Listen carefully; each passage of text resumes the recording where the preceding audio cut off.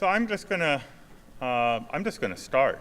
Screw this. Okay, I'm pleased to introduce the best speaker of this conference, Matt Blaze. They didn't send to it, so I'm just doing it myself, without whom, nobody would have attended. All right, so first of all, this is the room for geolocation, and it's 3 o'clock no matter what your watch says, right? Okay, so we're running an hour late. Okay, so I'm pleased to introduce Matt Blaze, who's a wonderful human being. Thank you for that very kind introduction. And I want to thank Daniel Ellsberg and Ed Snowden for opening for me. This is like, I get to follow them, lucky me. Okay, so what I'd like to talk about for the next, let's call it 50 minutes, is the technology of tracking what we've come to call mobile devices. And in particular, this talk is going to be focused on law enforcement tracking via mobile devices, with more emphasis on what they actually do than on theoretically what they could do. And part of the reason for that is that the what they could do space is enormous, and there's virtually nothing one can do about it. But what they actually do is interesting, and it creates a kind of collision between needing to understand the technology and needing to understand the law and policy issues that are really subtle and interesting here. So, this is going to be very much focused on, in 2014, what are some of the open technological, legal, and policy questions related to tracking mobile devices, and how does it actually work? So first of all, when we say mobile devices, what are we talking about? So essentially, mobile devices, for our purposes here, are computers that have a couple of special features that make them particularly interesting from the point of view of tracking, and make them particularly important from the point of view of protecting or violating your privacy. The first property of a mobile device is that it's mobile. You carry it around with you, very often everywhere. And the mobile phone is sort of the classic example of this thing that we're really, people would sooner leave their house, without their keys or their pants than without their phones, right? These devices have lots of sensors crammed into them. They know a lot about what their environment is. In particular, these devices themselves generally know where they are. They generally have GPS units. They generally have directional sensors like compasses and so on. And they have the capability of transmitting signals to the outside world in a number of different ways. They have a cellular phone transmitter. They often will have cellular data services. They often have Wi-Fi. They often have Bluetooth, and they often have other things that you may or may not even be aware are existing. And then finally, mobile devices have this property that they, much more than the computers that we as hackers sort of grew up learning about, these are much more heavily tied to network-based services of various kinds provided by various places than other kinds of computing devices that we use. These devices are designed to be online, and not only are they designed to be online, they're designed to be online in multiple ways in order to function the way we expect them to function. Now, at one end of the spectrum, we have old-fashioned, dumb mobile phones that don't have touch screens, that you can't run apps on, and so on. And these have been kind of upgraded to include more computational capability, smartphones, tablets, and then there's this idea of the Internet of Things. Your car likely contains a number of mobile devices, very often that have been subscribed to with different services on your behalf when the car was built. and you may not have any direct relationship that you know about with the service provider that's providing them. And it's, driving around with you everywhere you go. Your toaster and your refrigerator and so on will soon be followed, although your refrigerator is a little less mobile than your car is. Right, unless it's running. Yes, very good. Okay, you get the worst joke of the conference award. Okay, so let's go to kind of some very oversimplified how phones work, kind of a baseline understanding the basic cellular technology. So basically, your phone handset, this device, is essentially a fairly low power, because its battery has to last a long time, and there are also, maybe health effects from zapping you with high levels of microwave radiation. So it's inherently a low-power device that has a crappy antenna, making it effectively an even more low-powered two-way radio that you expect to have universal connectivity pretty much everywhere you go. So to make up for the fact that the range of your mobile phone is inherently very limited, it can only reach maybe a mile or so under even the most ideal circumstances, and in an urban area with lots of obstructions around it, considerably less than that. The cellular carrier has to build out a network of towers, which are called cell sites, that have essentially a connection to the back infrastructure, to the telephone network, to their network, such that there is a tower, a cell site, within range of your phone wherever you want to take it. And the term cellular phone, which is more commonly used in the US, in Europe they call them mobile phones, but the term cellular phones comes from the idea that you think of these ranges of the towers as cells that are adjacent to each other, tiled across a map. And you're in one particular cell at any time that has the best coverage of your phone. So essentially, a mobile phone company is primarily in the real estate business to rent these tower locations to put their cell sites in. And your handset is essentially looking for the cell tower that's broadcasting a signal, and you're also broadcasting a signal, and you figure out which of these cell sites is within range and which has the best signal coverage where you are at any given moment, and registers with that. Now, it has to do that in order to work. It has to do that even when you're not making a phone call, because that's the mechanism that your phone relies on in order to be able to receive calls. We have to know where you are in the network in order to know where to route an incoming call to you.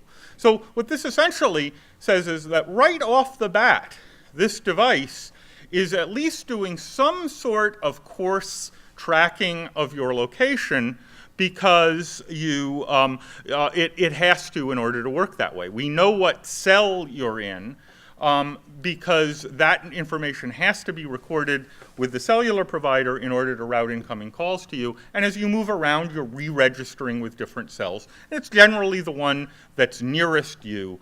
And that essentially list of registrations identifies where you are within the radio range of your phone. So that's the sort of oversimplified version of this. How many people knew that already? Well, if I could see anything, I'd imagine everyone's raising their hand right now, right? But I can't see a thing, so I'm just going to pretend that everybody, that there are people in the room. I assume all of you have taken your clothes off or something. I just cannot see a thing up here. Okay. This is sort of the oversimplified version. So you might say, okay, well, I can live with that, right? The radio range of my phone is maybe a mile, so that means I'm within a 1 mile radius of this. This thing can only track me within about a mile, right? Because that's, the cell companies, of course, want to economize. They're primarily in the real estate business. They want to economize on how many of these expensive towers they have to put up and all this expensive space that they have to rent. And they're going to want to get away with putting as few of those up as they possibly can. And what you might say is, well, we should put them up so that their distance is essentially the typical radio range of one of these phones, and that's a mile or two apart from each other. And so that's the limit of the resolution of the tracking that these kinds of devices do as you're registering with the network. But it turns out that now that everyone has one of these things, the radio range is not the limiting factor of how close or how far apart you can get away with having these. Because everybody wants one of these devices, and because the amount of radio spectrum allocated to cellular and mobile phone services is inherently a scarce resource. There's a limit to how much of it there is, and we're using more of it than there are users. And we're demanding more and more high bandwidth services to take up that limited amount of radio spectrum. The capacity of a cell tower is reached, particularly in any kind of populated area, well before the radio range radius would say you'd have to build another one. So you're going to reach all of the radio spectrum capacity for a cell tower within a much smaller, within all the users within a much smaller radius than you would if you were just looking at the radio range. And in fact, what that means is that how do you deal with this? Well, we could get more spectrum, but we've kind of reached the limit of that. They keep auctioning off more by trying to steal it away from television stations and public safety users. But we can't auction off spectrum fast enough to meet the demand. So what do you do? Well, what you have to do is have each of these towers serve fewer users. But everybody wants one. So how do you deal with this? Well, you put more towers in. You make the density of these cell sites closer and closer spaced together, so that instead of a 1 mile radius, it's going to have a small enough radius to be able to serve the users that are within range of this. So what effectively this means is that because everyone has one of these things, your location that's revealed by pairing with the nearest cell tower is going to be a much higher resolution, a much finer grained resolution than it was 20 years ago when cell phones were this sort of luxury item that rich self-important people had. Now everyone is a rich self-important person. And what that means is that we're tracked as a sort of side effect of that. We're tracked with much more high resolution when we do this. How many of you have heard of the term microcell or nanocell or picocell? This is basically, these are cells that are getting smaller and smaller and cheaper and cheaper. Microcells are typically the term used for a cell site that's designed to serve a small public area, like this hotel, no doubt, has several microcells in it. Penn Station across the street has microcells in it that serve small areas within high-demand usage areas. Sometimes, a floor or part of a floor of a building will be served by this. Then there are these nanocells and picocells. They're not quite precisely defined, but these are cells that they basically convince you will give you better cell coverage in your house in exchange for being able to use some of your upstream broadband bandwidth to serve cell calls. So this is a little cheap device, and sometimes they even make you pay for it. A little cheap device that serves a really small area that you and possibly, depending on the policy of the service provider, will share with essentially the general public, that reveals that anybody who's paired with this particular small cell is really close to this, like in your house. Or very near your house. Okay, so the cellular infrastructure itself is starting to identify us in closer and closer ways, and that trend is only going to continue more and more and more and more, because the one thing we can grow essentially by manufacturing and deploying more of these things, is cell sites. We can't grow spectrum. We can't encourage people to use less bandwidth as we're building more high bandwidth services. Unless there's an apocalypse and people just stop using cell phones, we can kind of expect this trend to greatly accelerate. Okay, so let's look at what's in your phone. So there are a large number of radios and sensor devices in your phone. The most obvious is the cellular radio that communicates with the carrier that you get your service from, the AT&T or the T-Mobile or the Verizon.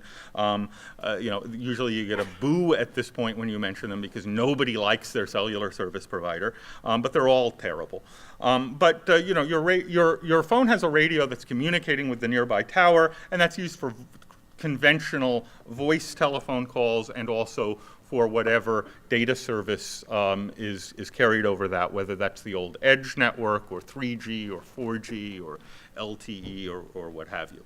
So we've already discussed how your phone is constantly announcing itself to the nearest infrastructure throughout the day as you're using this. You're just kind of saying, hey, here I am, and they know who you are because you're sending them a check every month or they're charging your credit card every month in all likelihood, unless you've gone out of your way to act like a criminal.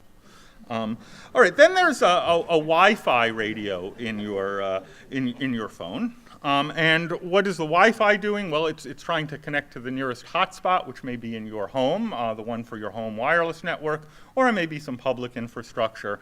But anytime the Wi-Fi radio is on, you're constantly announcing yourself to all of the nearby wireless base stations, no matter who happens to be providing them. So you're announcing yourself to basically anybody with a Wi-Fi router in the area. Now, most Wi-Fi routers are just kind of throwing this information out, but that doesn't mean you're not actually announcing it and they don't know. It's typically staying inside the routers that are listening to this in most places, maybe, unless somebody is trying to track who's nearby that way.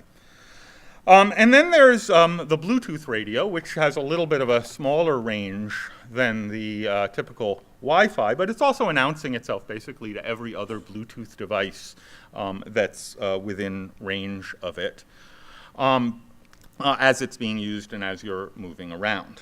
And then finally, virtually every cell phone, whether it's exposed or not lately, has a GPS device in it.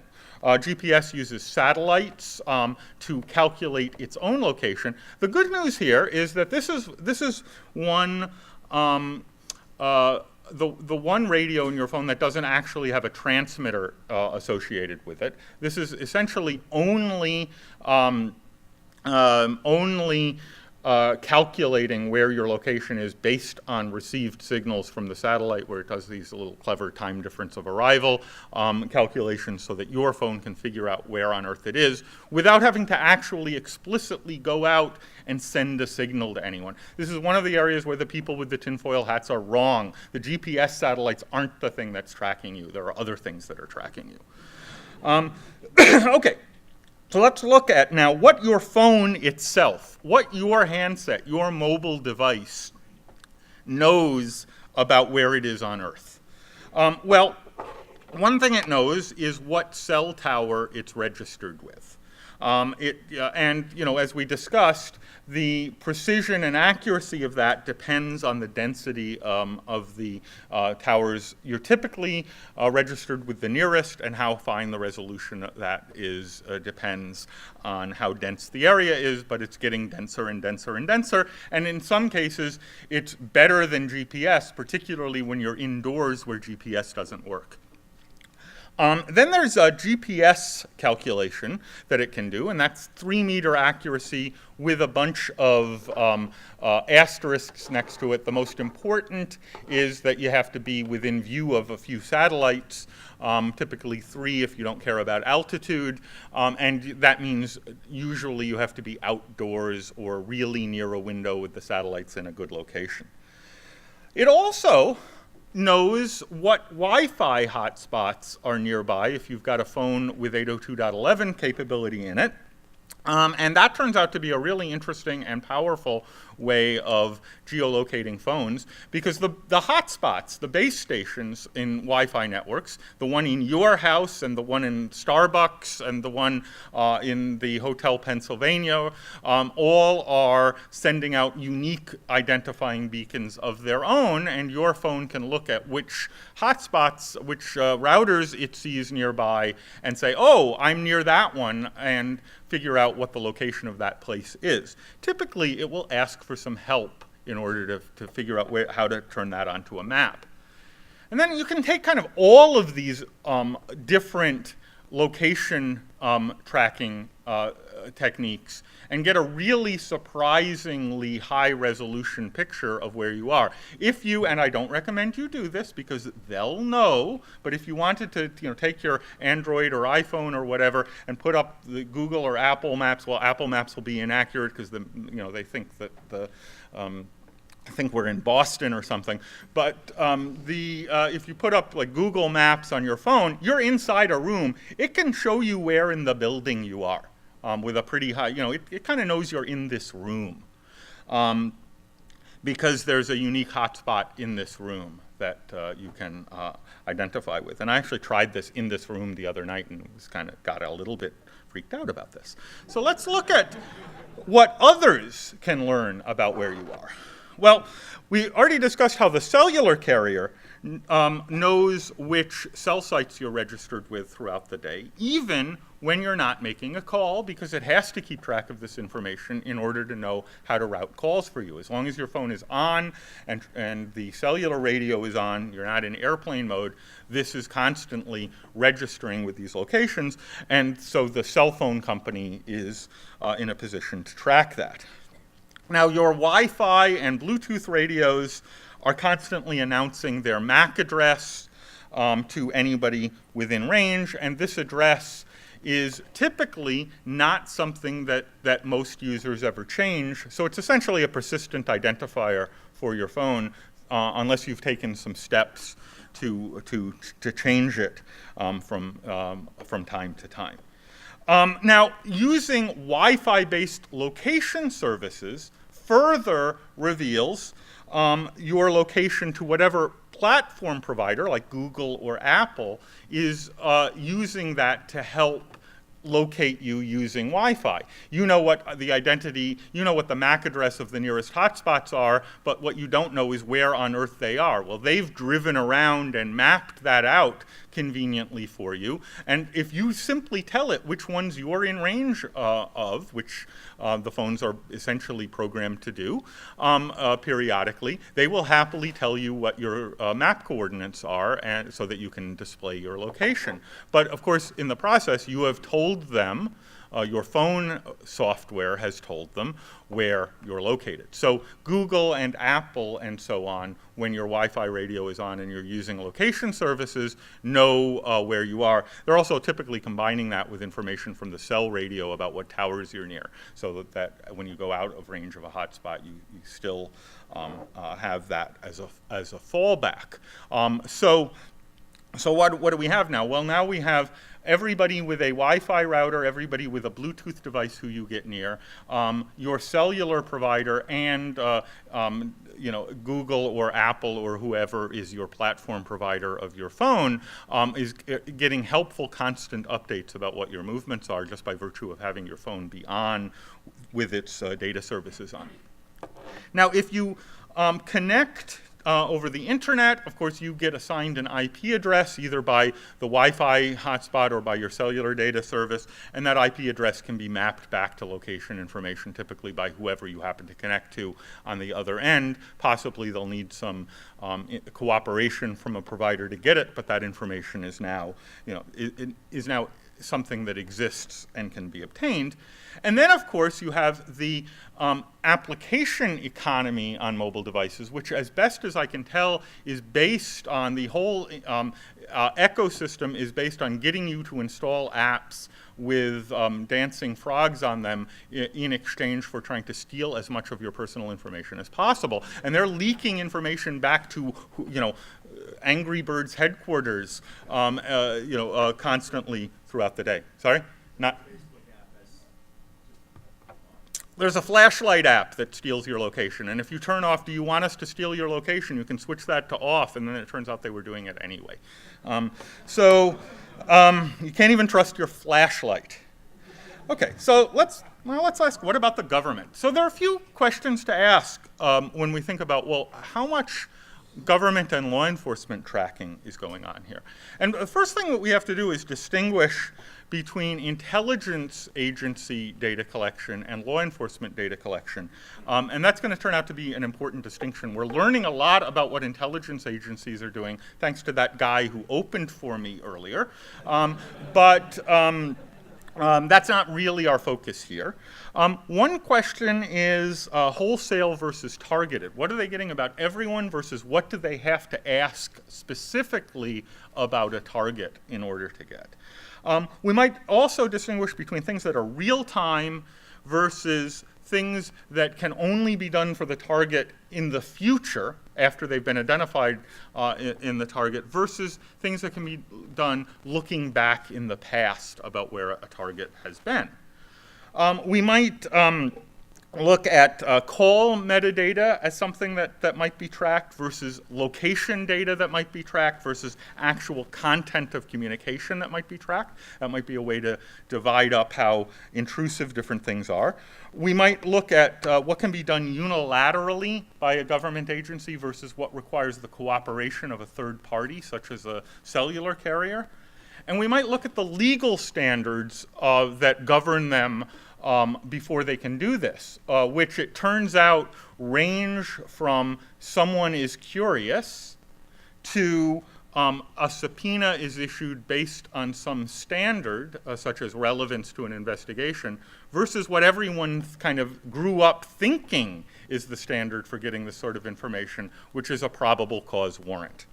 Okay, so let's spend a couple of minutes looking at what intelligence agencies do. So Snowden has told us some stuff here. The first was the 215 program, which was interesting. All call detail records in phone companies, basically the records of all phone calls made by just about all the phone companies with a couple of little exceptions, were required to deliver daily to the US government, the FBI heading on their way to the NSA, for everybody. So if you were a phone subscriber in the US, all of your call detail records were essentially sent to the FBI and the NSA from sometime shortly after September 11th, 2001 through the present and beyond.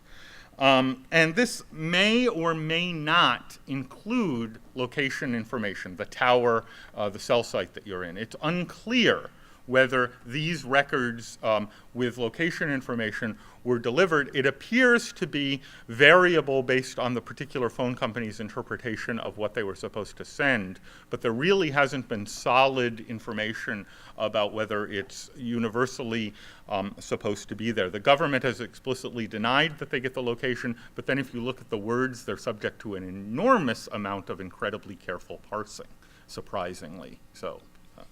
Then there's the cable tapping program that we learned about actually before Snowden, when an EFF, a whistleblower literally walked into the EFF office and said, look, there's this secret room in the San Francisco central office where the NSA is tapping all the fiber optic cables. And when they looked to find out that no one was missing from any of the local mental institutions, it turned out he was right.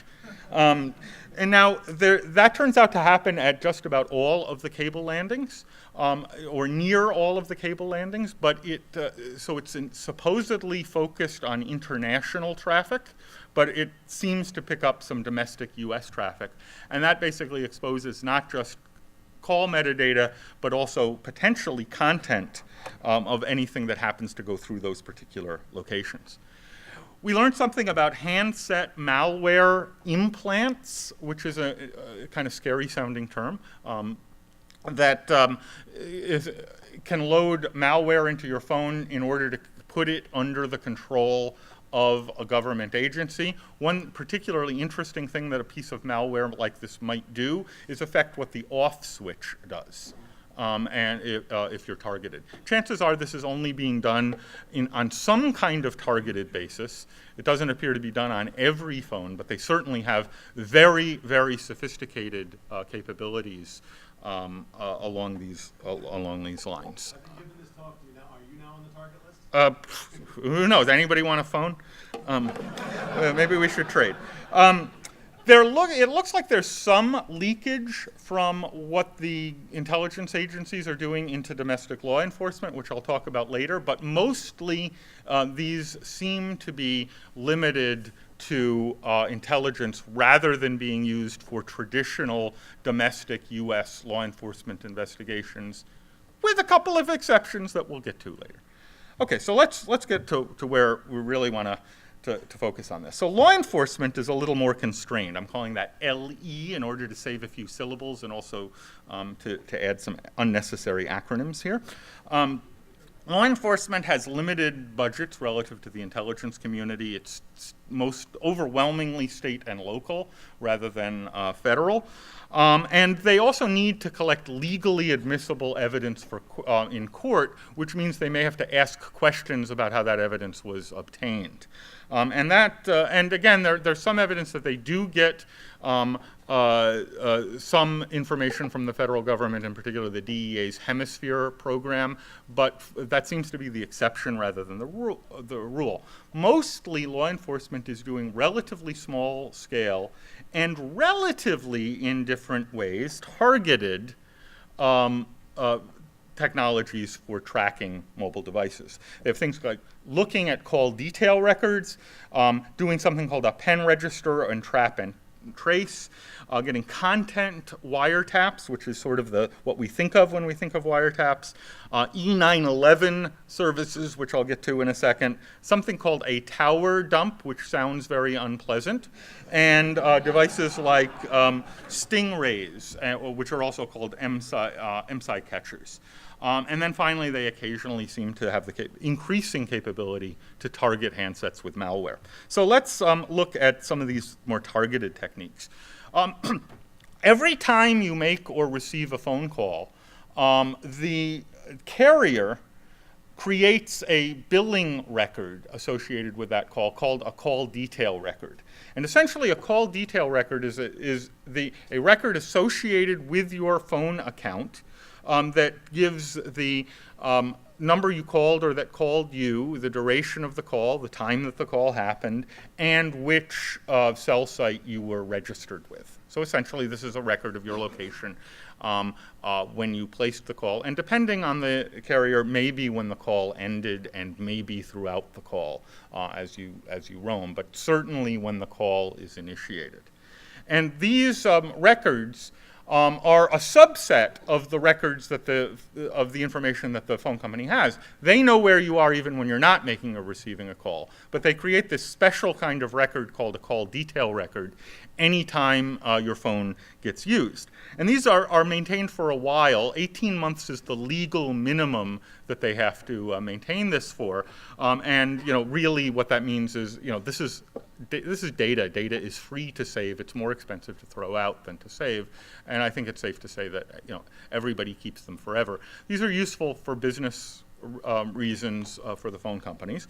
But because it's an official record, it's straightforward legally for law enforcement to make use of call detail records for targets.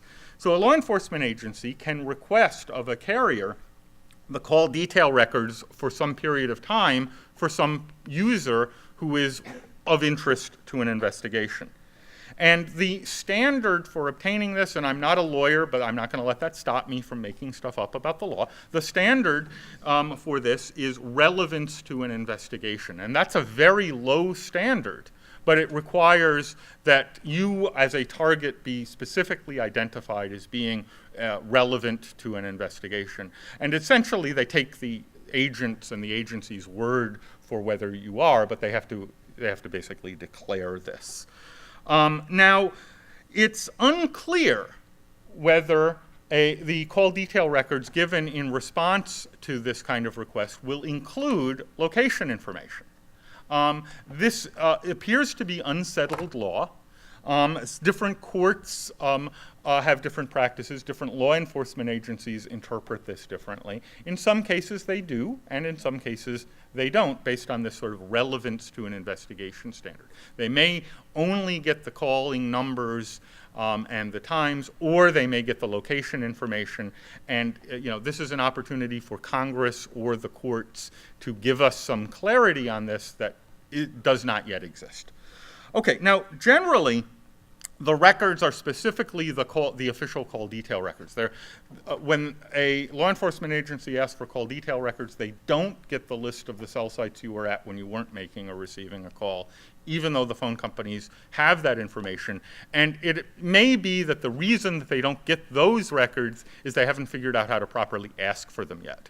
But the typical practice is to get the call detail records. Now let's look at what this is. This is a record that they have that retrospectively can be obtained by anyone for their calls in the past, whether you were whether they knew you were a target at the time you made those calls or not. Everybody has call detail records on them, and these can be requested within 18 months or possibly more for anyone who becomes relevant to an investigation. So this can look back in the past at what your previous activity was. If we want to go into the future, there's something called a pen register or trap and trace. These terms are based on old-timey telephony technology. Essentially, this is like a call detail record, but real-time and perspective going forward. They get real-time, the law enforcement agency gets real-time delivery of all of the calls you make or receive, possibly again with your location, but this is unsettled law, with each call that you make. And there's a standard interface that the phone companies have called the CALIA interfaces for delivering this to law enforcement agencies in real time once it's set up and provisioned. Now this is more expensive than a call detail records request because it involves this real-time delivery, so they're used a little bit less, but the legal standard is very similar to getting past records. This is a wiretap box. This is a single-line wiretap box, just to kind of give you what it looks like. And this can be used for collecting call detail records or doing what we call a full-blown Title III wiretap, where they're also getting the call content. Again, the same interface is used as for trap and trace, but it's provisioned differently to include call content audio when you do this.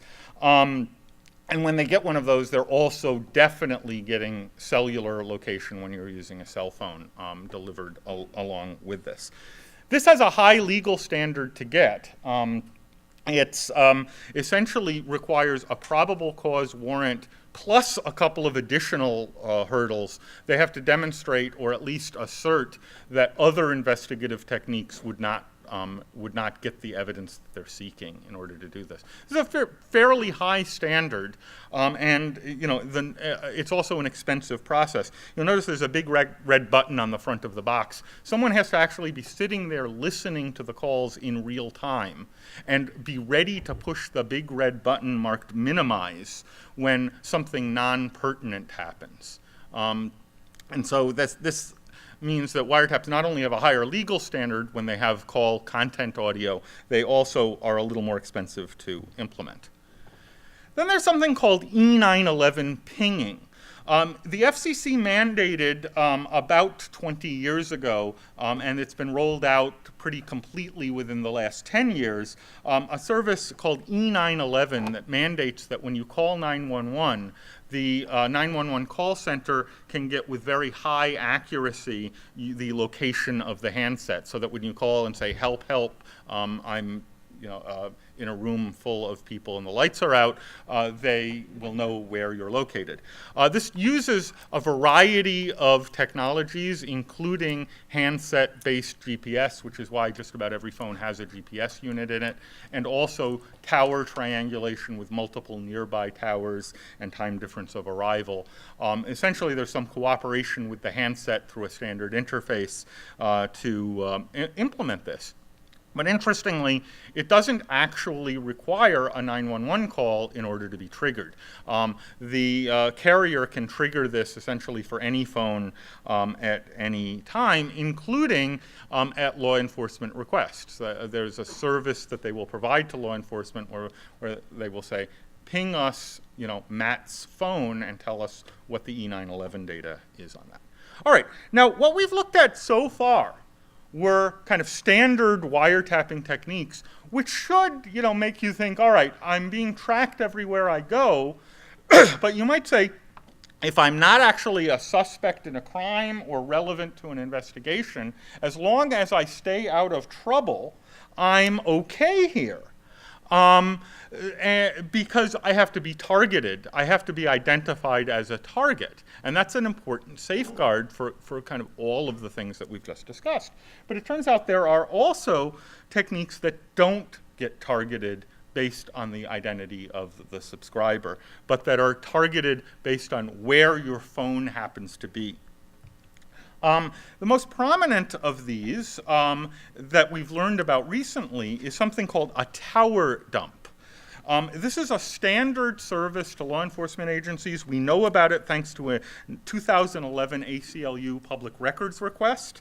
It wasn't really widely known before. It's still not that widely known even to all law enforcement agencies that they can get this. Thanks particularly to Tucson, Arizona, they had really great records about what the prices are from the different carriers and how cooperative the different carriers are. So the ACLU asked Tucson to send these records, and they did.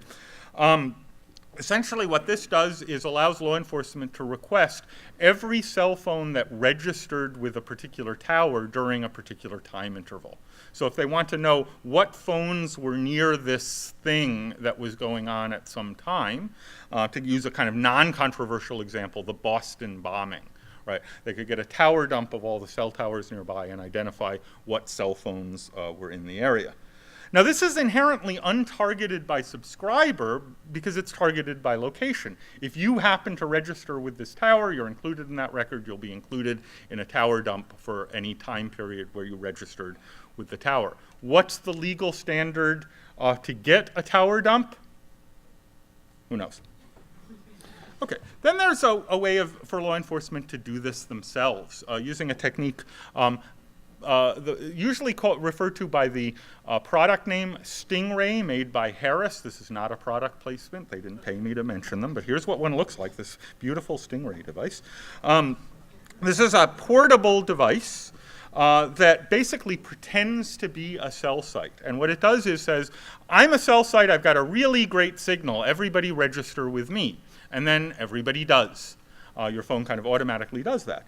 Now this is typically not connected to any backhaul, so as soon as it collects the identities of all of the handsets in the area, it says, oh, I'm not a cell site, and lets you go back to using the regular cell sites, because it can't actually complete calls for you typically. But this is usually used early in an investigation to identify what the target's phone number is, but anybody in the area will register with this cell site if they're within radio range in it. Again, unclear what the legal standard is. It's a kind of bulky thing. Okay, now, there's some trickle-down effect. We've basically have looked at the technology law enforcement is using in 2014, which was no doubt similar to the technology that the intelligence agencies were using in, say, 1994.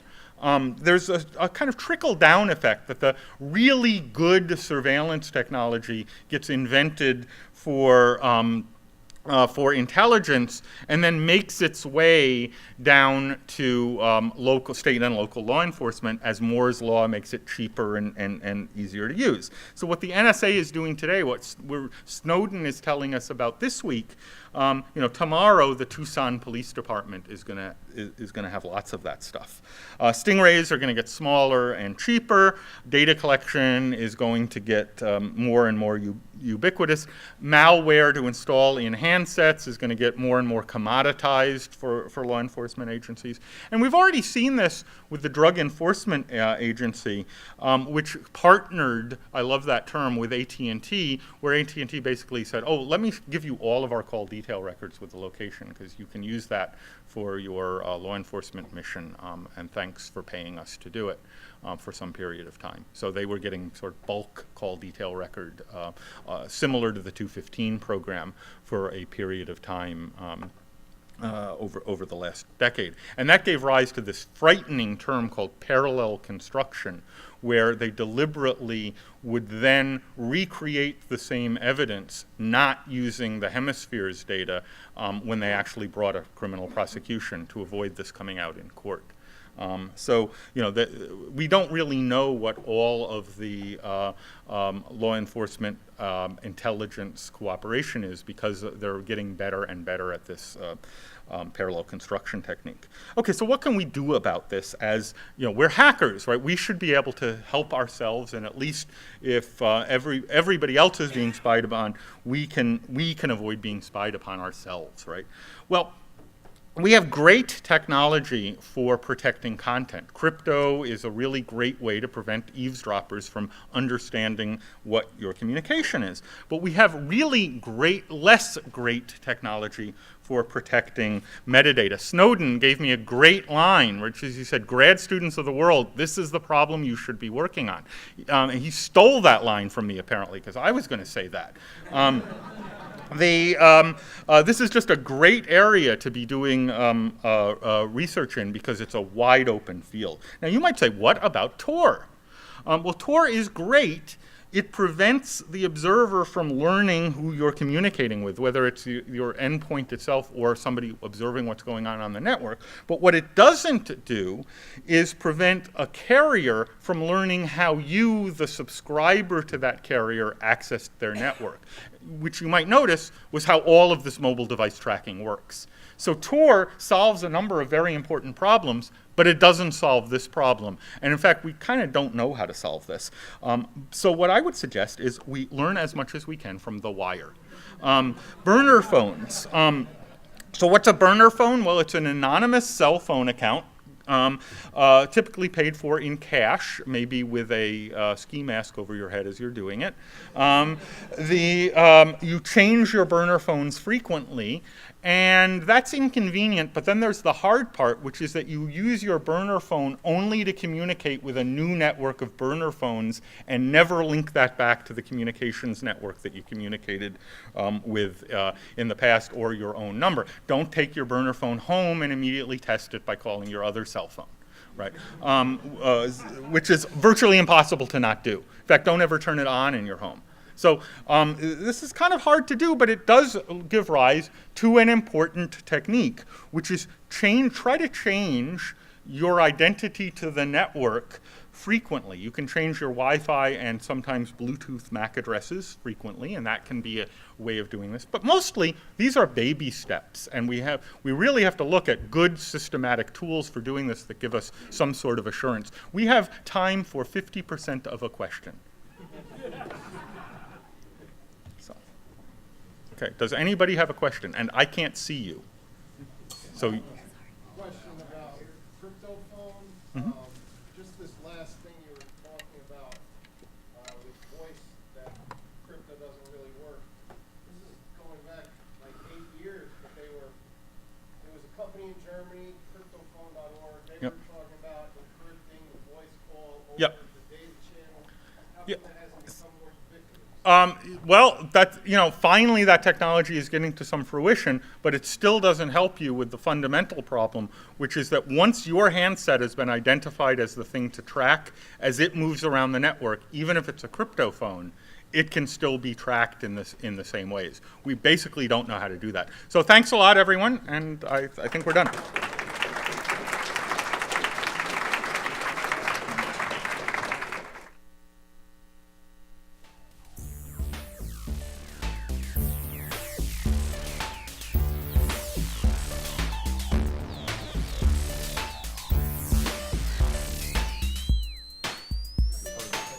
There's a VGA drop zone here. And you convert it to lightning.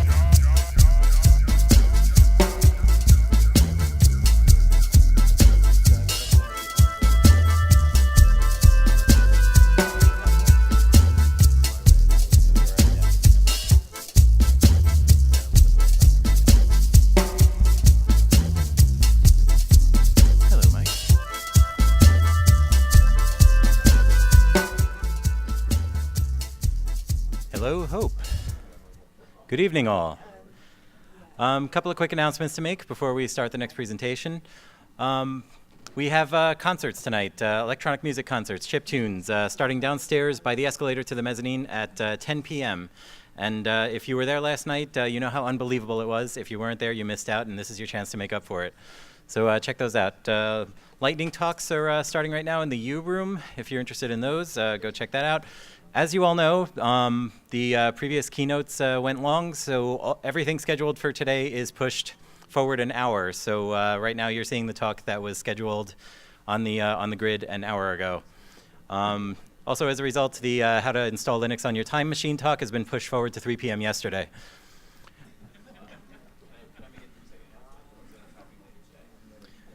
Hold up. So beyond all that, we, without further ado, will announce the, what's your announcement? We're having a magic tournament at midnight if you want to come. Where is it? Okay. There's a Magic the Gathering tournament tonight at midnight at the mezzanine. If you're into that, check that out. It's a draft, so you don't need to bring anything. Could you repeat that? And what gathering? Magic the Gathering. Magic? Yes, it's a card game. Thank you. That dude right there will tell you all about it.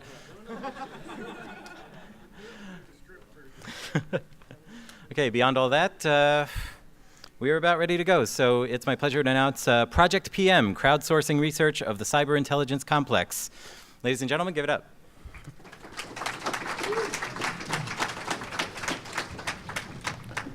Hey everyone, thanks for coming. My name is Kevin Gallagher. I also run the Barrett Brown Legal Defense Fund, and Barrett Brown's the person who originally created this thing called Project PM. When he had this idea called Project PM, originally in like 2009, what he was seeing was the failure of the media, and he was looking for ways to improve it. And he was really upset with like mainstream pundits like Thomas Friedman and Charles Krauthammer, who don't know what they're talking about most of the time. But you know, and also Barrett, as a skeptic, is interested in a scientific form of journalism.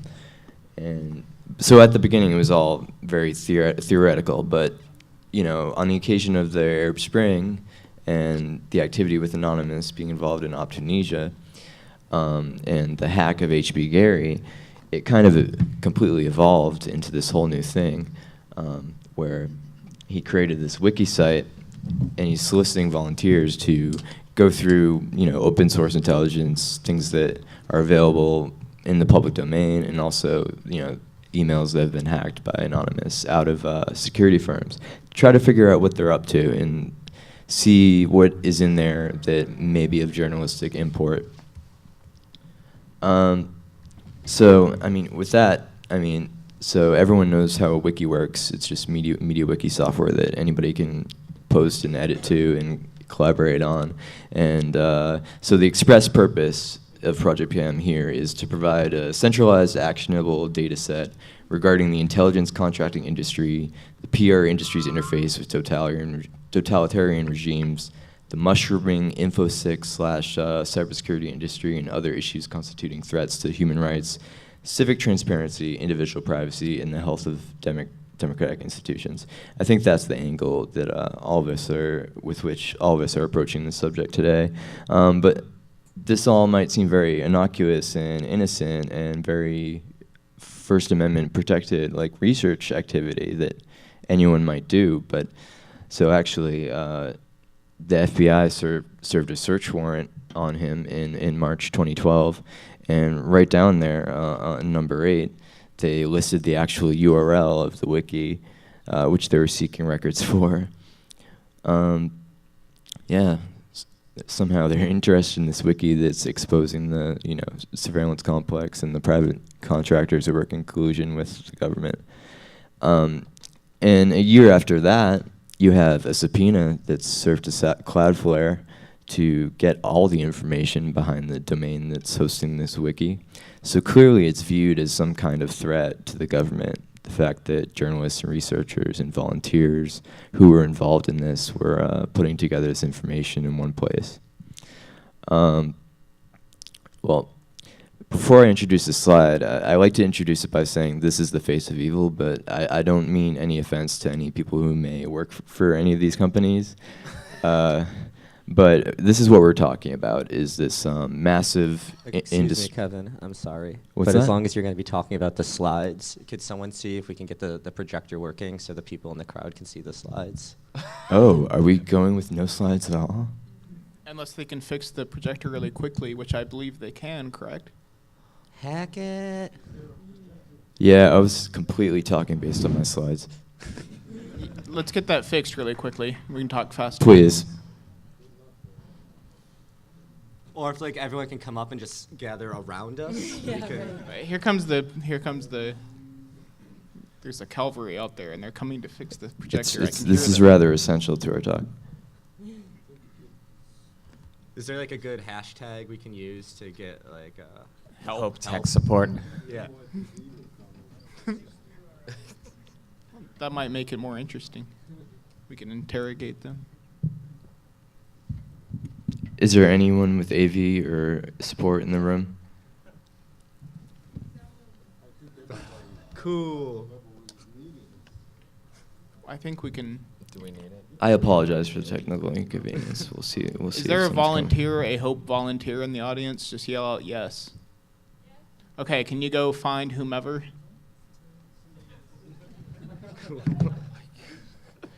Find the person with the most power to make this happen as quickly as possible.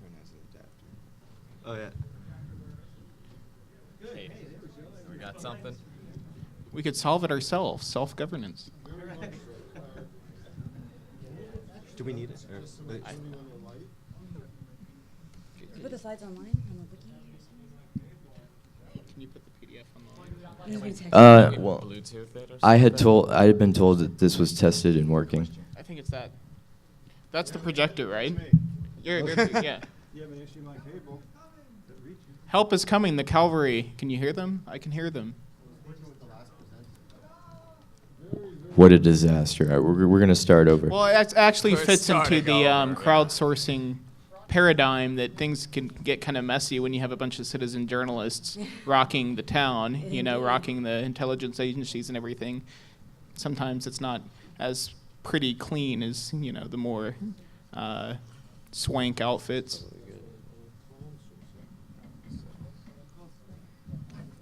We got this? All right. Well, can we just somebody just talk about shit, rather than us just waiting?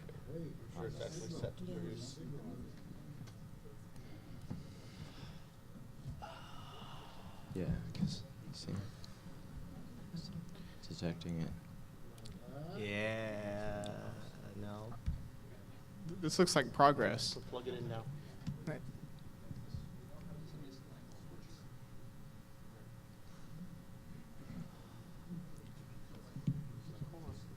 This would be so disappointing if like it was actually a good slideshow. Which it is. Even maybe your part, like.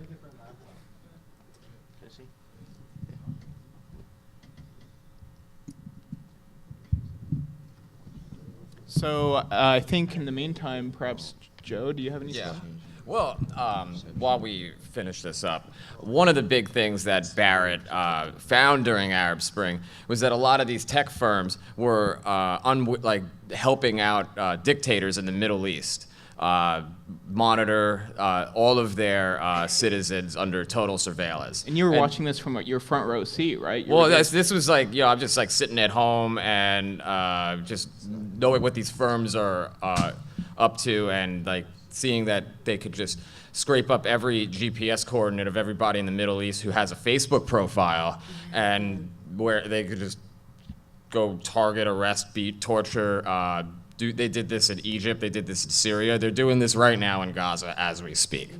And this is what we figured out. And it's been a trip, and it's harrowing. It's really like to see this happening, to see people like Zuckerberg and like other people and like tech giants who just really don't give a fuck about people's privacy and safety. Keep going, Joe.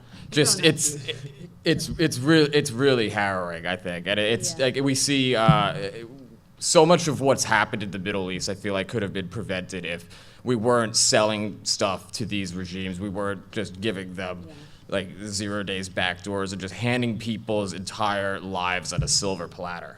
And you saw that with IRC channels, right? Like in IRC? This is just generally like on Twitter and just at Facebook, and like literally just like compiling research from every single corner of the web and just noticing these little things. And then connecting the information to the right people, so the crowdsourcing happens and funnels it up to people who get it to a wider audience. The best way to do it, we were just blasting stuff out on Twitter, and everybody else was seeing it happen at the same time. Everybody was coming to a consensus. Our little bubble of hacker people, and we try to tell this to people that aren't really as technologically savvy, and they're just like, huh, Yeah. All right. To start off from where I lost video, Barrett's really unique innovation was to recognize the power of the internet for collaboration and the fact that there were thousands upon thousands of these emails and no one knows what's in them. So yeah, let's solicit people to go through them. Yeah, this is a picture of the wiki. I told you what its stated purpose was. And this is the search warrant that was served by the FBI against his residence in his mom's house. Explicitly names the URL of that wiki. A year later, they also served the subpoena to Cloudflare, trying to figure out who was running the domain. If they had followed that up with multiple subpoenas, they could have figured out more potentially, like who was actually editing and contributing to it. And this is the axis of evil, I suppose. We're here to talk about firms like Palantir, HB Gary, Stratfor, Booz Allen Hamilton, Raytheon, Mantech, Gamma, Endgame Systems, Cubic. This is the privatized side of the surveillance apparatus that does not get as much discussion as like the NSA does, but yet it constitutes over 70% of the U.S. intelligence budget. It's going at least 70%. Yeah, of the U.S. intelligence budget is going to contractors. There's very little accountability for it all. You can't send them Freedom of Information Act requests, for example. Yeah, like the NSA, all those crazy acronym government agencies. They're doing a lot of crazy stuff. We all know that, but they're not necessarily doing all of it. They're going to the private sector. And random dudes in Northern Virginia are going to work and going to these companies and doing jobs as a proxy for Uncle Sam, and there's not the same kind of oversight. So they don't have PR spokespeople that you can call, at least not that'll definitely answer the phone and give you something at least. Do not sound like idiots. Yeah. And these guys have a profit motive too. Right. More over than anything. So when the whole industry is just mushrooming, it's like, how much stuff can you guys possibly vacuum up and then put into your little tables and convert, and what are you guys getting out of all of this? What are you doing with all of our taxpayer money? I'm not a fan of the U.S. government, but the fact is that intelligence community research was meant to benefit the public good, and now it's being run by the profit motive. So how does the profit motive and the public good mix? It doesn't. Yeah, so here are some examples of stories that, captivated Project PM's attention. This first one is an exclusive report that was filed by Project PM and Barrett Brown. Within the HB Gary emails, he had discovered a program called Romas Coin, and it was due to be replaced with a program called Odyssey. It basically entailed mass surveillance against the Arab world, leveraging sophisticated mobile phone software and a lot of things we don't understand, like linguistics and semantics and stuff like that. They were looking for people that are experts in these things. And obviously, some of you may be familiar with the Team Themis scandal, another thing that came out of this where people were hired to go after opponents of the U.S. Chamber of Commerce, and in particular, WikiLeaks and Glenn Greenwald. A whole consortium of these firms, basically Palantir, Barrico, HB Gary, were among them. They were formulating this plan to, you see it here, feed disinformation, create messages to sabotage or discredit the opposing organization, submit fake documents, and then call out the error. This was all being discussed, and if this is Those were tactics to WikiLeaks. right, these are tactics that they were considering to deploy against None WikiLeaks. of that's defensive either. That's all offensive tactics. Like, it's not. Yeah. between the offensive Yeah. and the defensive here is what are they trying to block these off of all computer networks? Are they trying to figure out who's reading all of these cables, who's gaining this knowledge, who in the government shouldn't be reading it? Like there's so many programs going on. Our government and our congressmen can't even possibly keep track of any of them, let alone if they actually gave a shit. Can everybody Yeah. hear in the back? Okay, speak closer to the microphones, everyone. So here's another one.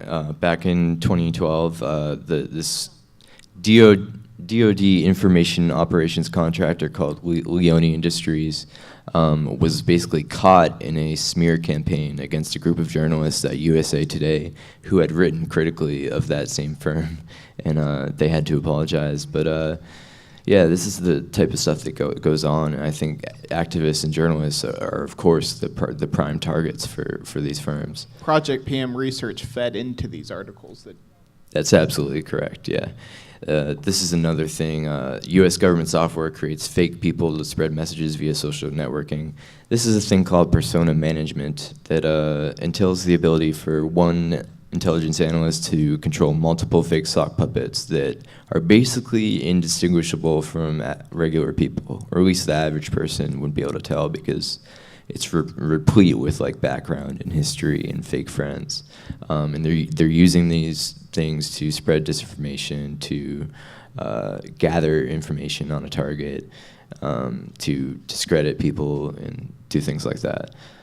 Similarly, there's a lot of monitoring of social media going on by the private sector. Raytheon's Riot program is one example. This was reported by Ryan Gallagher in The Guardian. There's a company called Bright Planet. They advertise this this program called Blue Jay. It bills itself as a law enforcement Twitter Star Wars. Did we just get blasted? Just keep going. Yeah, all these things are marketed to law enforcement, and so this is a law enforcement Twitter crime scanner, and they're going to be scanning Twitter and collecting massive data sets to try to predict suspicious behavior and when a crime might happen. And these slides you're seeing are Project PM research that fed up to wider audiences with the mainstream media.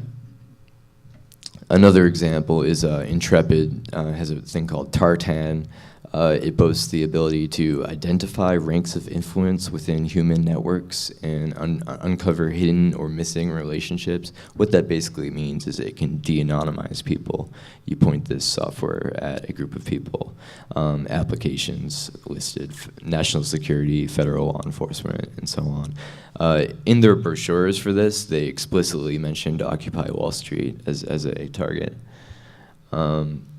And as Joe mentioned, and another one of the huge issues with this is that the firms in the West have no qualms about selling these things to authoritarian or regimes or dictatorships in third world countries.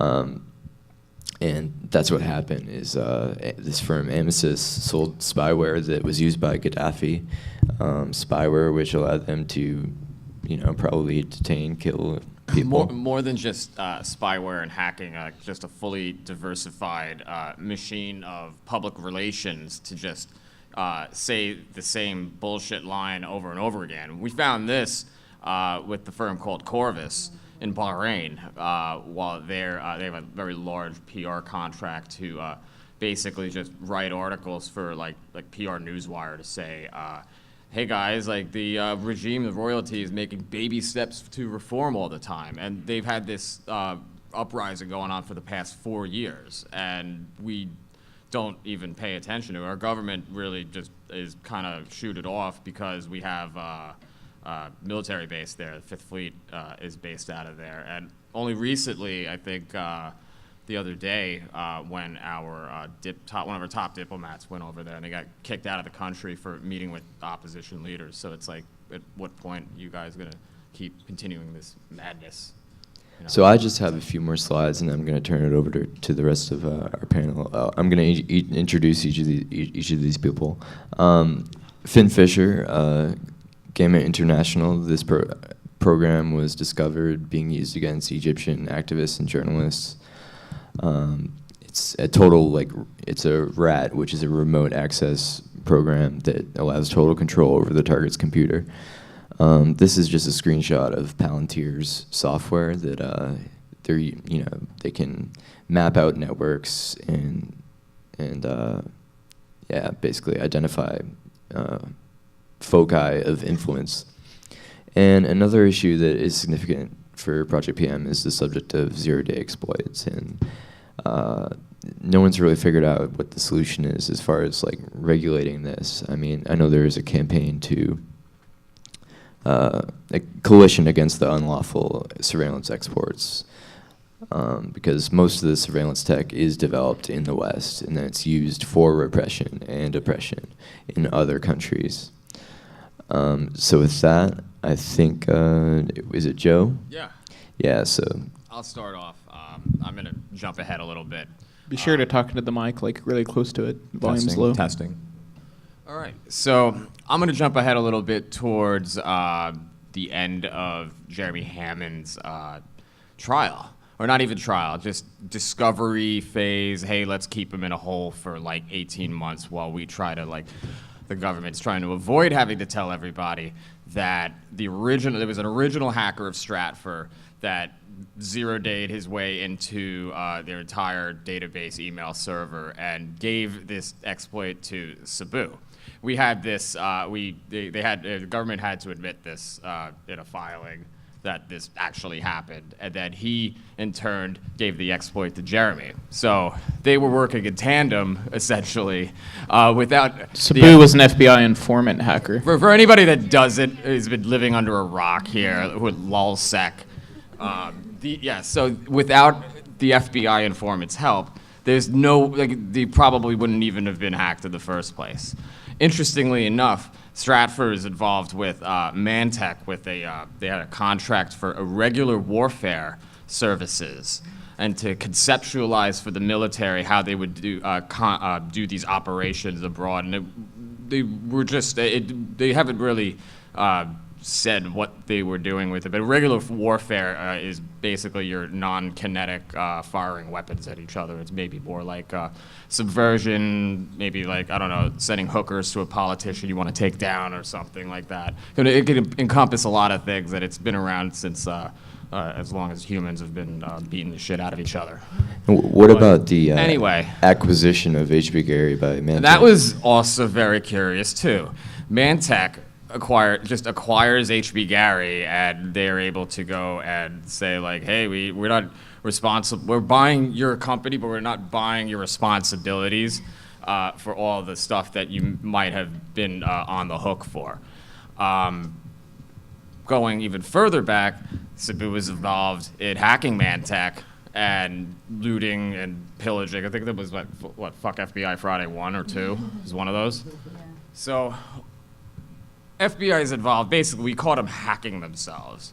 I had to suspend disbelief. I thought I had been seeing this for months and years on end, and then finally it's seemed like a pretty legit hypothesis. I didn't want to. I felt like I was a conspiracy theorist, and finally it's well, it's been confirmed. Yeah. So then I have to ask myself, why did they allow this to happen? Was this incompetence, or did they really want to take Stratfor down a peg? Reading a lot of the Stratfor emails, I maybe think the latter.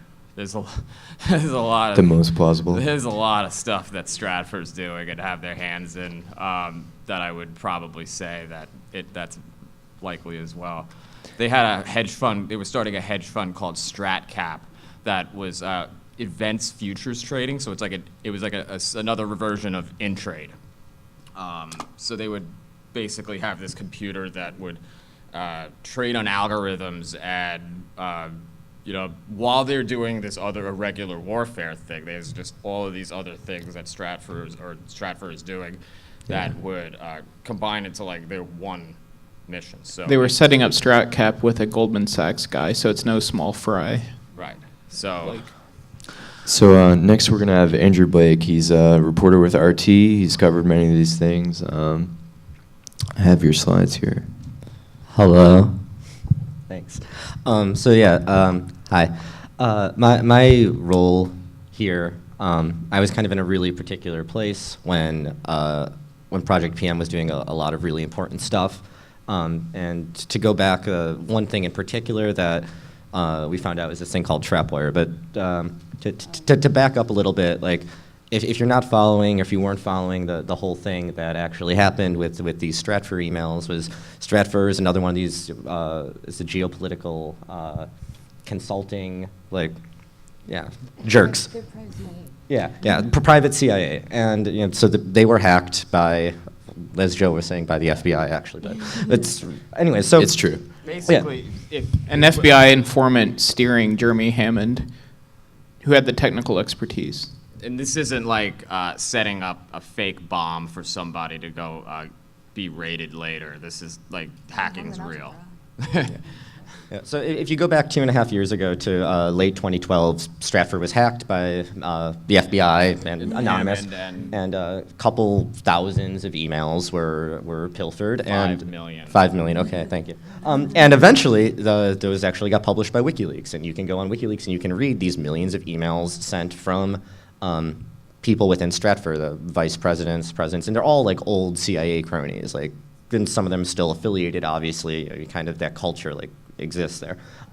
So you start going through these emails and you start just catching keywords. WikiLeaks actually, after a while, built a great search function, and you can go to, I think, gifiles.wikileaks.org and, type in, whatever. Type in raghead. Oh, yeah. If anybody wants to go. The vice see president of some- intelligence at Stratfor, Fred Burton, is notorious for racial slurs. Yeah.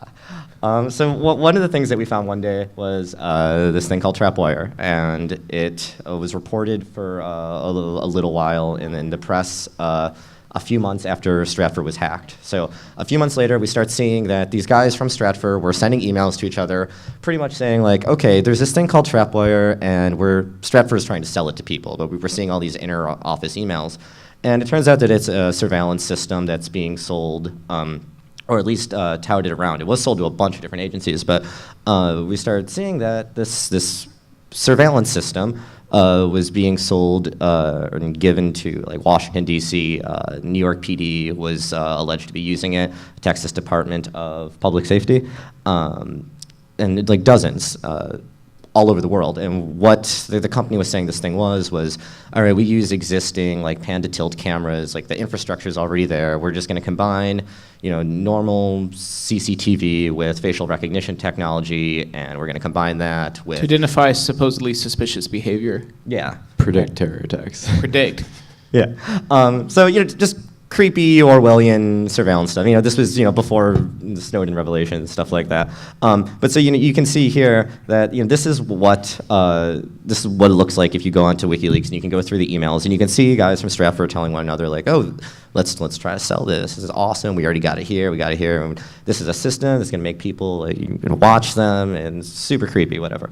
A lot of it is probably hyperbole. Like we know it's installed in places, but it's creepy, but like, yeah, come on, it's probably not that creepy, but it might be. You never know. They like to upsell. Stratfor likes to upsell some of their stuff.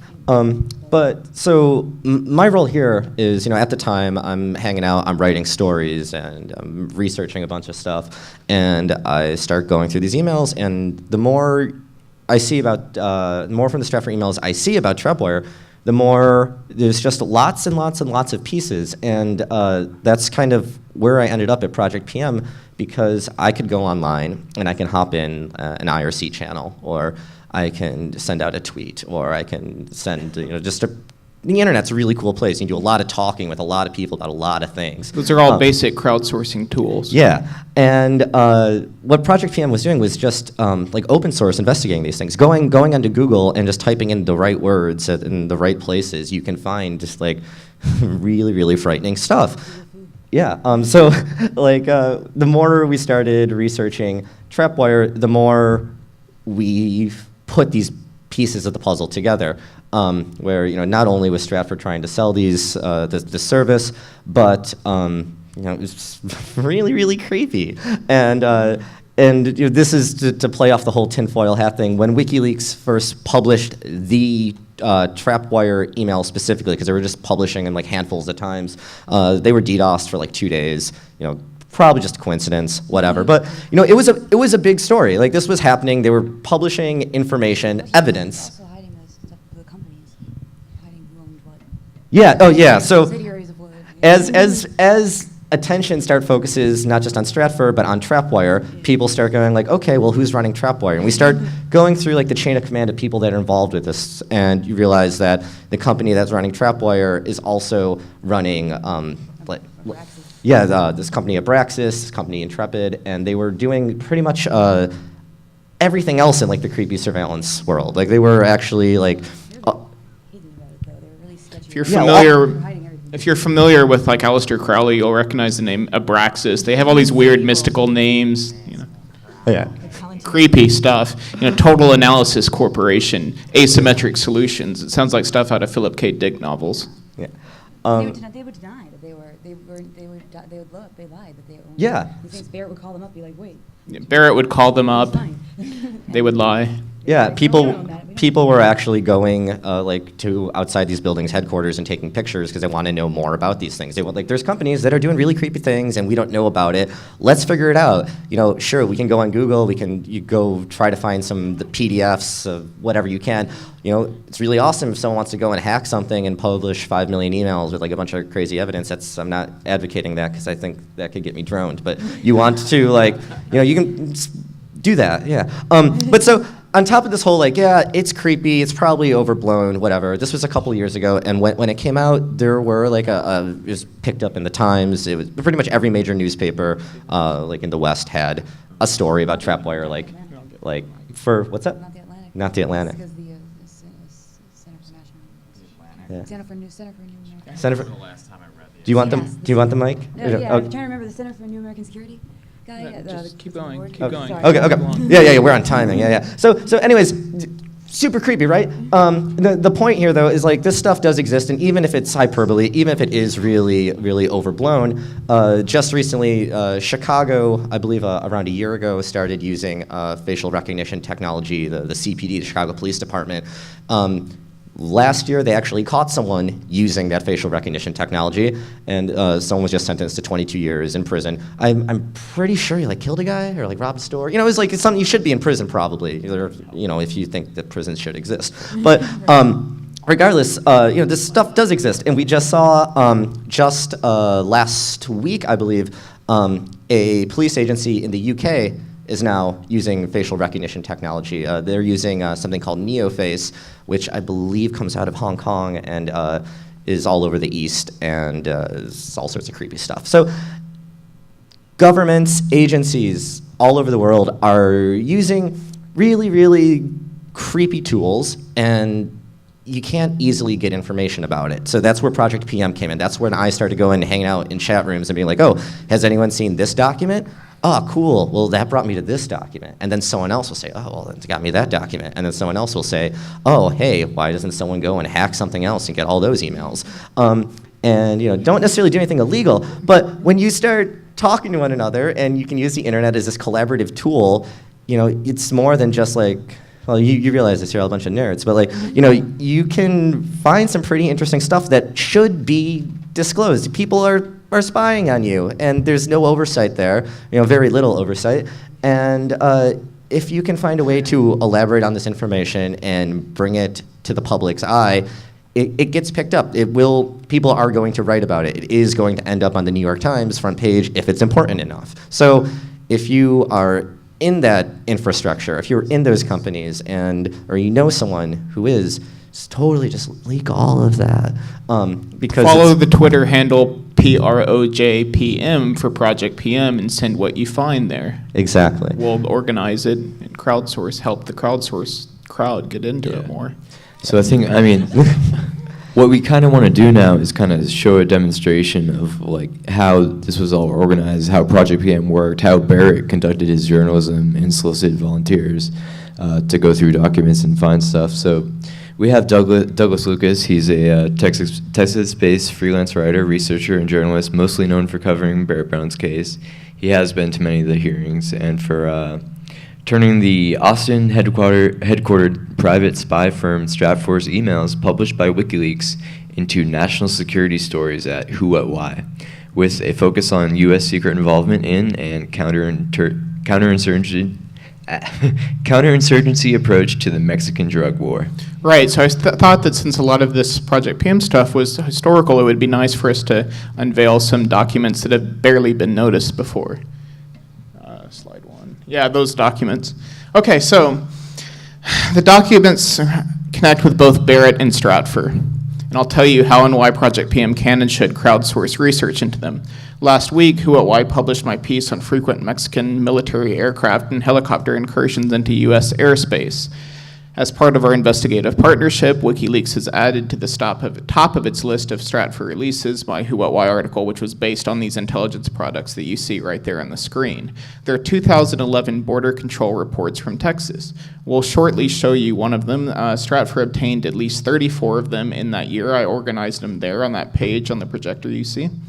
So Stratfor obtained at least 34 of them, which meant they ultimately ended up at WikiLeaks. But nobody really noticed them because not many people dig into the Stratfor files. I do.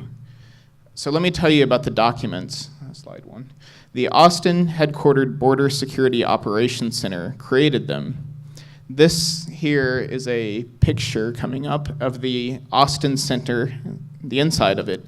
As of about 2011, we're getting back to the picture, don't worry. They oversaw nearly 3,000 intelligence analysts and hundreds of live surveillance cameras around the clock. Cameras pointed at the Texas-Mexico border, which is the largest section of the U.S.-Mexico border. So obviously all this has national security implications. Just think of Obama's recent request for $3.whatever billion in emergency border funds. My next slide. This is Aaron Grigsby, then head of the Border Security Operations Center, who is one of Stratfor's sources. He's a Texas cop, specifically a Texas Ranger, which is the state police division overseeing the Austin Border Security Operations Center. I surprise interviewed him and got him to acknowledge he emailed with Stratfor VP of Intelligence, Fred Burton, the guy who says raghead all the time in the emails. Okay, so what was once Aaron Grigsby's center has 6 outlying offices called Joint Operations and Intelligence Centers. Despite being law enforcement entities, that's the name, straight out of the Pentagon glossary, militarization of police. Okay, so I found the El Paso outlying office, the El Paso Joint Operations and Intelligence Center, and surprise interviewed the border liaison officer there who did some of the forwarding of the intelligence products to Stratfor. And I surprise interviewed the Stratfor analyst who was receiving some of those El Paso office emails. I got her to acknowledge she had access to the Austin Center's intelligence products in 2011, which is when she was at Stratfor. And about the time I reminded her on the phone that the intelligent products are law enforcement sensitive and thus meant only for cop eyes only, she muttered at me, "Fuck you, motherfucker." I'll report more on that quid pro quo relationship between the El Paso office and Stratfor in a Who What Why piece to come soon that I hope Project PM can contribute to by doing additional research into these intelligence documents.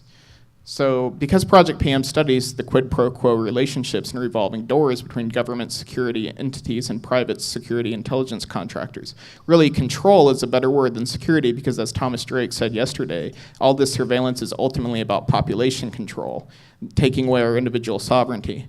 These documents have personal data about us, and it gets sprayed out of places like that El Paso office's Texas DPS email address to private spies like Stratfor, possibly in violation of the law, and thankfully WikiLeaks gets a hold of them. Okay, so let me tell you now a little bit about the documents. The first one, page 1. Yeah, okay. So these are called Border Operations Sector Assessments, or BOSAs for short. Stratfor obtained at least 34 of them. Where am I? You'll know the first page of it, you can see the Texas flag there because it's created under the auspices of the Texas State Police, namely the Rangers, that Aaron Grigsby guy, but it's actually military contractors who were creating these. It was Abrams, Learning and Information Systems, fuck you, motherfucker. That's what I refer to her as short. In 2010, she was creating these. She told me so. I'm kind of tricky when I interview people. And then she later moved to Stratford a year later and started receiving a bunch of them from the El Paso office. So you'll note the document on page 1 is marked controlled unclassified information. It's elsewhere marked as law enforcement sensitive. Now page 78. Right. So this is the slide for Anonymous versus Los Zetas. The caption says, quote, mask worn by anonymous members and supporters, known as the Guy Fawkes mask, unquote. Ain't that cute? Slide's first 2 sentences, quote, it appears that the online hacker collective Anonymous has decided to take on Mexico's most violent drug cartel, Los Zetas. Speculation about the scope of the conflict abounds, fueled by several conflicting reports about the hacktivist group's intentions, unquote. Then the slide details the conflicting reports. You can see why this stuff leads to the Department of Justice saying in Barrett Brown's case that Anonymous is trying to overthrow the government, because you have these understaffed, under-resourced, complete idiot intelligence analysts doing stuff like this, and it gets funneled up to the higher level people, ultimately like DOJ. Haven't proved that entirely, but that's the basic gist of how it works. Okay, so indeed, Texas Border Control Intelligence was monitoring Op Cartel, which was primarily a creation of Anons in Mexico. Barrett was involved in that operation. As Op Cartel was underway, ex-military contractors associated with Tom Ryan posted Barrett's street address online. They stated the address was, quote, for the Zetas so they can have the right Barrett Brown address, unquote. The Zetas were initially Mexican special forces who had been trained with U.S. funds. Brown fled here to New York City and was mocked by the mainstream media for all of it. But note that today, also largely ignored by the U.S. mainstream media, autodefensas, self-defense groups, have sprung up in Mexico for good or ill to fight back against the narcos. So those are sort of decentralized groups, just as crowdsourcing research is decentralized. Whatever the drawbacks of Op Cartel and the autodefenses, Barrett was ahead of his time as usual. People mocked him. When he was first raided in 2012, the FBI lead agent on his case, none other than the aptly named Agent Smith, did not publicize the warrant and affidavit claiming the Bureau wanted to protect Brown from the Zetas. So the secrecy made that first raid on Barrett harder to prove. People didn't believe Barrett. So these documents will be for great justice when we research them. Now I'll show you what some of the BOSAs typically contain. Page 2, please. Okay. See here a key event and finding, quote, the largest single marijuana seizure occurred in the Rio Grande Valley sector where U.S. Border Patrol agents seized 132 bundles of marijuana totaling 3,262.05 pounds concealed within a load of produce from a 1999 Kentworth truck, unquote. So the Rio Grande Valley is where one of those Joint Operations and Intelligence Center outlying offices is. Now page 47, it says, has the details. So let's look at page 47 because this is how you would crowdsource research into it if you want to help Project PM, which everybody can do. So here we see that the weed, not weave, but weed, the pot, was, quote, commingled in a load of produce, unquote, and, importantly, that the incident happened at the Falfurrias Border Patrol checkpoint. We know the document is reporting between October 26 to November 2, so now we can send a Freedom of Information Act request to Customs and Border Protection for this very incident. Hell, for all incidents and all 34 of the intelligent products, ultimately we can all organize them and put them on a Project PM. They're not going to like that, but we will.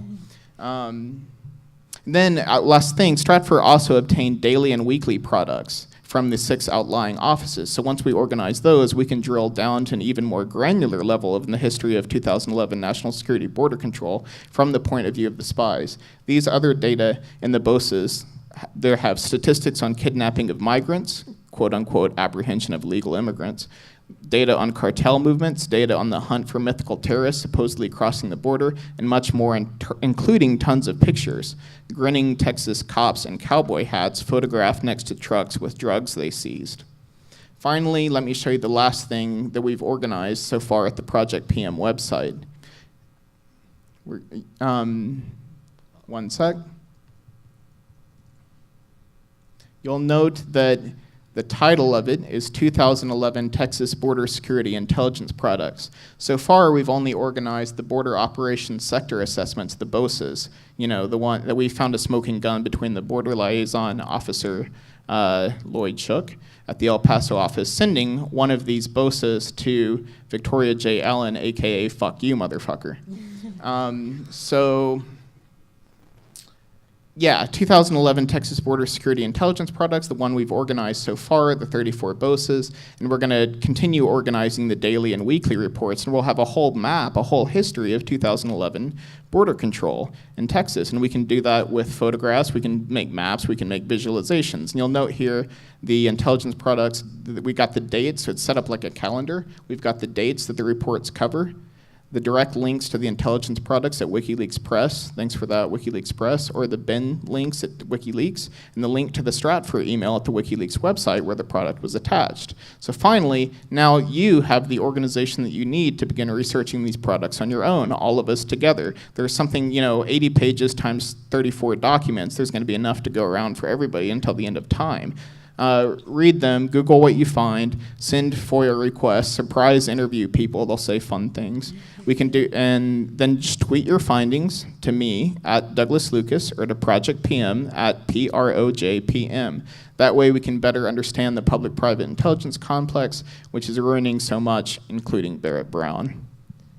And I do recommend Douglas's latest article because it talks about Mexican military incursions over the border that are apparently, according to Stratfor, happening regularly. Yeah, last month's Arizona incursion, where a Mexican police helicopter flew into Arizona airspace and shot near U.S. Border Patrol agents, is no fluke. These intelligence products, these BOSAs, show examples of Mexican military helicopters doing this sort of stuff frequently. And that's just one thing. Helicopters, okay, so let's find, what are we going to find next? Let's find Zeta cartel members crossing the bridges. They do that. But what was the comment of the head Stratfor exec when asked about this? Oh, yeah. That was Fred Burton, again, the guy who says raghead all the time.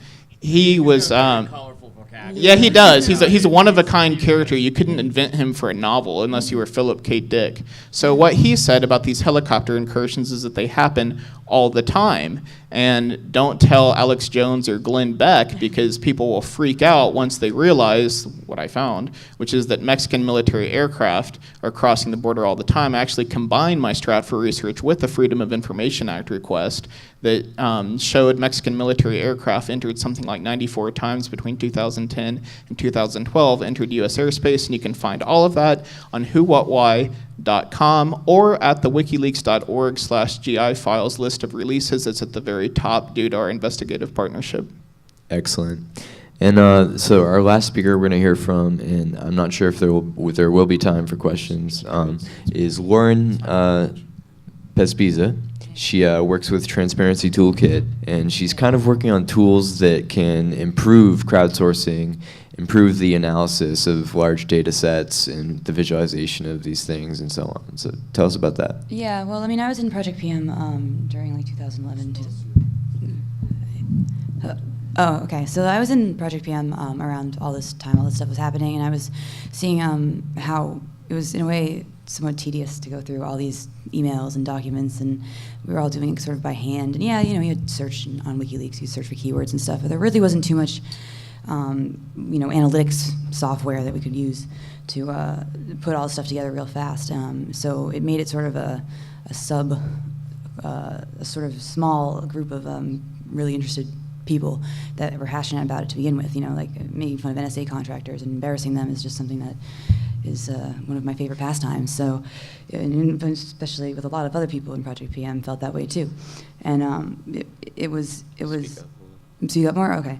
It was fun. We got the Transparency Toolkit up there. Oh, okay. Yeah, I don't want to go too far into it because we need to have like an actual release and stuff.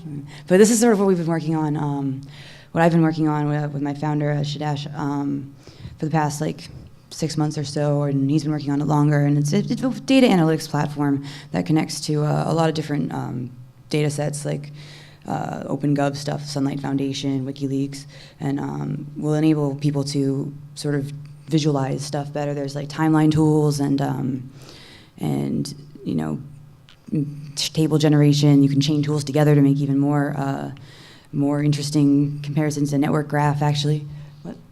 Yeah, more. It's just more effective. It's what this is what like most startups do now is like analytic stuff. It's pretty. If we had had this when Project PM was going on, we would have been releasing 3 times the amount of like discoveries, and it would have been a lot more.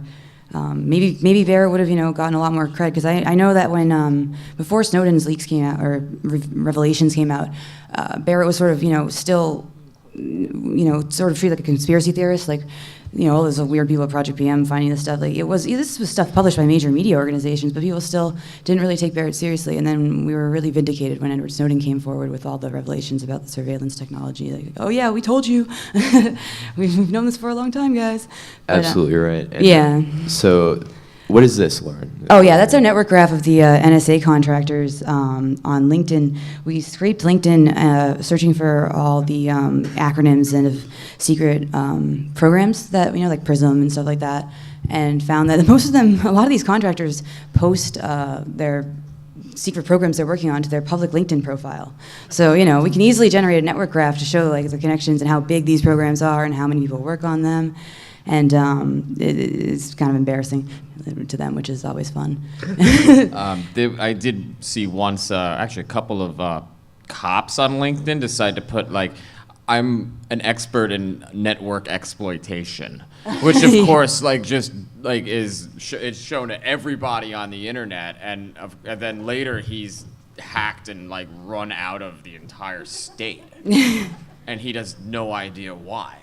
And it's like, well, if you put on your LinkedIn that you're a cop and you're exploiting people's computers, it's gonna like the whole world is gonna come at you. Oh, like Aaron Barr? Yeah. No, it was a different guy. I forget his name, but this was a case I saw. But so I think we've illustrated quite aptly why this Project PM thing in the wiki was viewed as a threat to the FBI and the powers that be. I think we have time for just one question. And there's a microphone just right over there, I believe. Cool. 2 questions if you run really fast up there. I just want to ask if there's some place that all of this is going to be easily comprehended and published anytime soon. Do you have any plan to do that?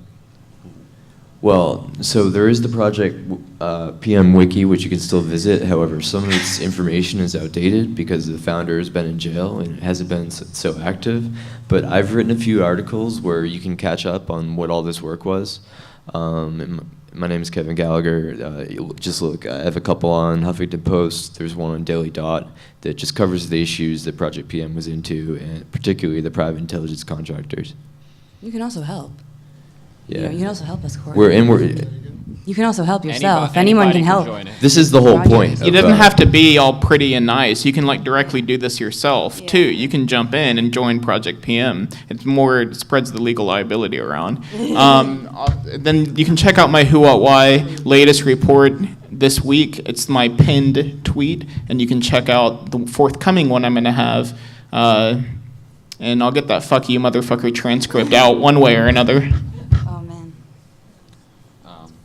Hey guys, I posted this question to Snowden before on Twitter, but apparently Did he answer you? No, I mean there was no answering from, no questioning him at all. But I want to ask this to you, Andrew, actually, particularly. How do you guys as well feel about your activist work against one civilian state and against one repressive call it state is used to whitewash the reputation of another actively military aggressive state? I'm talking about your work with RT. I'm talking about Snowden's work with on other Russian media, and just want to hear your opinion about it. I just think that everything that's happening, I don't like secrets, and if you're doing anything to anyone, anywhere, in any part of the world, other people should know. Everyone, everywhere, especially the bad things, like it's. The problem is that, for example, on RT, being one of the main voices of Russia to the rest of the world right now, your credible and substantial, interesting work is put next to the blatant lies and blatant Russian propaganda. He's the most credible person at the network. It's all just different jurisdictions. There's a Russia jurisdiction, there's an Al Jazeera English jurisdiction. You can publish stuff wherever. I'm a freelancer. Work with whatever jurisdiction is going to get your info out. I say, guys, your work is used to whitewash the reputation of Russia's aggression. Okay. How do you feel about it? All right. Can we go to the next question? You can talk to me about that when I'm not on stage. being Everybody in the live-streamed on internet world, forever. everybody in the world can read websites from any jurisdiction. So it's a global audience. Barrett was a big proponent of going after, in particular, what Russia's been doing. The Absolutely. fact that he's in jail right now and not here on this stage, like, just trashing Vladimir Putin is an absolute travesty. And we'd like him back, like, now. Him and Jeremy, too. And Wormer and Kahuna PayPal 14, and all the those. other political And prisoners. PayPal 14. Our political And, prisoners. You know, if you guys, if we Chelsea Manning. want to fight this menace, but when our government is locking up our own hackers and our own best and brightest people, it's just like it's a heresy. So I do, like, our research doesn't. I would like to think it does not help whitewash Russia's abuses. 'Cause Next question, yeah. we know we know what they're doing. We're over time, Last so one, please last keep one. it quick. All right, just to be brief, we've just heard from Edward Snowden, and the revelations that he revealed is that we're being spied on, right? But what you're talking about is a relentless campaign of cyber warfare, essentially, some of it against U.S. citizens. How does it make you feel that the narrative currently in the media surrounding cyber warfare and this stuff is about we are being spied on, something that many of us have sort of known for a while, whereas what you're talking about is essentially domestic cyber warfare? Yeah, we need to look at the state and local levels. We need to look at the private security contractors that work within the U.S., often on the state and local levels, sometimes on the national levels. It's not just the U.S. intelligence community's 16 agencies, it's also state police departments, stuff like that, that get ignored in favor of the global coverage. One last thing. All of the emails I've read at Stratfor, I think, would be put together nicely as a very dark sitcom, like a True Detective or American Dad, except like really racist. Go for it. Bo Wilmon, let's make that happen. Thank you, everyone. Permission. Got one more? You want to give him one more? All right, you guys were talking about how. All right, I got it.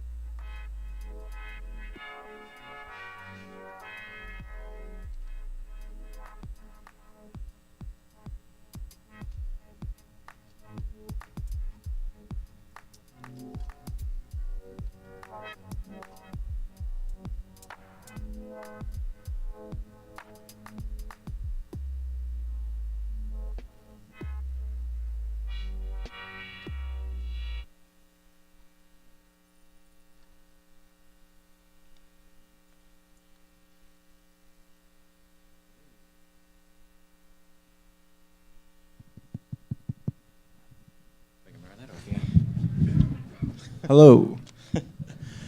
Good evening, Hope. Okay, we're just slightly delayed, but while we're getting things together up here, I have a couple of very brief announcements to make. If you like what this guy's doing and you're into other forms of electronic music, there's a chiptune concert going on downstairs at 10 p.m. down by the behind the escalator to the mezzanine. And if you were there last night, you know how insane and wonderful it was. If you weren't there, this is your last chance to make up for that. So check that out. As you all should know, but I'm going to announce it anyway, all the talks were pushed forward an hour, so you're watching now a talk that was scheduled on your programs and on the posters to start an hour ago. And also, as a result, the Time Travel for Dummies panel is pushed forward to 3 p.m. yesterday. It's going to have been wonderful. Okay, we're gonna do a little more setting up here and then get started. Yeah, if this makes sound, we're ready to go. So, is the sound running? Am I making sound yet? I'm not sure. No, wait. Yeah, let me see if I'm up here. Oh, maybe not. I'm making sound. Oh. Should that be making sound? There we go. Okay. Now is it making sound out there? The purple cable? This guy? How about now? Got it. It is not very loud.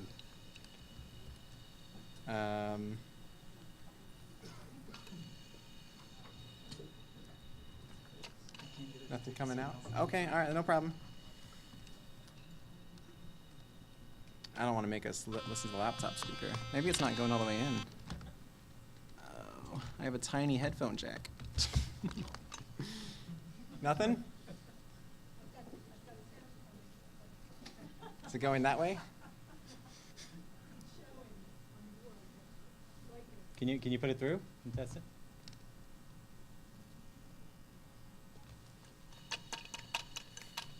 That should be buzzing.